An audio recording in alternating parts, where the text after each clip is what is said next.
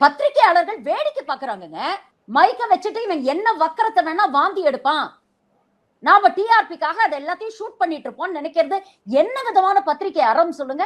ஒரு பத்திரிகையாளராவது இது ரொம்ப வன்மமா இருக்கு, இந்த மாதிரி கொச்சையா பேசாதீங்க, இது தவறு, ஒட்டுமொத்த பாலியல் குற்றங்களை நீங்க ட்ரிவியலைஸ் பண்றீங்க, நார்மலைஸ் பண்ண முயற்சி பண்றீங்கன்னு ஒரு பத்திரிகையாளர் கூட அங்க எதிர்கேள்வி எழுப்பலையே.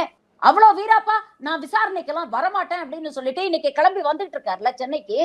இந்த ஆள் ஏதோ பெரிய தேசத்துக்கு சேவை பண்ணி பத்ம விபூஷணோ பத்மஸ்ரீ விருதோ வாங்கின மாதிரி இவர் வண்டிய அப்படியே பக்கத்துல உட்கார்ந்து வண்டியில இருந்து இவங்க கேமரால படம் பிடிச்சிட்டு வராங்க. அப்படி என்ன பெருசா செஞ்சு கிழிச்சிட்டான் அந்த ஆளு? ஒரு பாலியல் குற்றவாளி, போலீஸ் விசாரணைக்காக சம்மன்ஸ் கொடுத்திருக்காங்க, விசாரணைக்காக போலீஸ் ஸ்டேஷனுக்கு போறான். இவனுக்கு எதுக்கு இவ்வளவு பிரஸ் கவரேஜ்னு கேக்குறேன். அப்போ எந்த அளவுக்கு இங்க ஒரு சமூகத்துல இது போன்ற ஆன்டி சோசியல் எலிமெண்ட்ஸ எந்த அளவுக்கு மீடியா முக்கியத்துவம் கொடுத்து எலிவேட் பண்ணி வைக்குதுன்னு யோசிச்சு பாருங்க. இவனை நம்பி இவன் கட்சிக்குள்ள இருக்கக்கூடிய இளைஞர்களுக்கு நீ என்ன மாதிரியான ஒரு ரோல் மாடலா இருக்க போற? உன் வீட்டுல 2 ஆம்பளை பசங்க இருக்கியா? அந்த ஆம்பளை பசங்க உன்னை பார்த்து எப்படி வளரும்? இதெல்லாம் என்னைக்காவது நீ சிந்திச்சு பார்த்திருக்கியா?